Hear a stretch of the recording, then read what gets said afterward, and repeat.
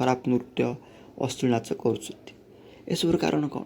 ଏସବୁର ମୁଖ୍ୟ କାରଣ ହେଉଛି ଏଇଭଳି ଝିଅମାନେ କିଛି ପଇସା ପାଇଁ, କିଛି ମୁଦ୍ରା ପାଇଁ ତାଙ୍କର ଚରିତ୍ରକୁ ବିକି ଦେଉଛନ୍ତି ଏବଂ ଠାକୁରଙ୍କୁ ଭୁଲି ଯାଉଛନ୍ତି, ସୀତା ମାଆଙ୍କୁ ଭୁଲି ଯାଉଛନ୍ତି, ଲକ୍ଷ୍ମୀ ମାଆଙ୍କୁ ଭୁଲି ଯାଉଛନ୍ତି। ଏଇଟା ବହୁତ ଦୁଃଖର କଥା।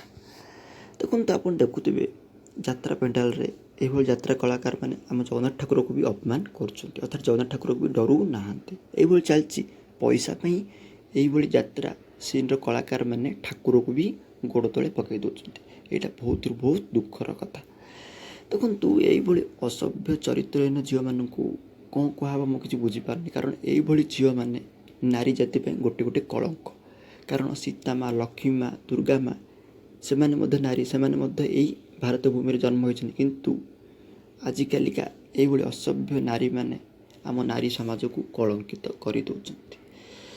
ସେଇ ନାରୀମାନେ, ସେ ଅସଭ୍ୟ ଚରିତ୍ର ନାରୀମାନେ ସୀତା ମାଆଙ୍କଠୁ ଶିଖିବା ଦରକାର କି ସୀତା ମା କେମିତି ପତିବ୍ରତା ପବିତ୍ର ନାରୀ ଥିଲେ ଏବଂ ସେ ସମଗ୍ର ଦେଶ ଏବଂ ଜଗତ ପାଇଁ ଆଦର୍ଶ ଥିଲେ। ମୁଁ ଏଇ ଟପିକ୍କୁ ଏଇଠି ଶେଷ କରୁଛି। ଏଇ ଟପିକ୍ଟି ଆପଣଙ୍କୁ କେମିତି ଲାଗିଲା କେଉଁ କମେଣ୍ଟ ସେକ୍ସନ୍ ନିଶ୍ଚୟ ଜଣାଇବେ। ସମସ୍ତଙ୍କୁ ମୋର ନମସ୍କାର।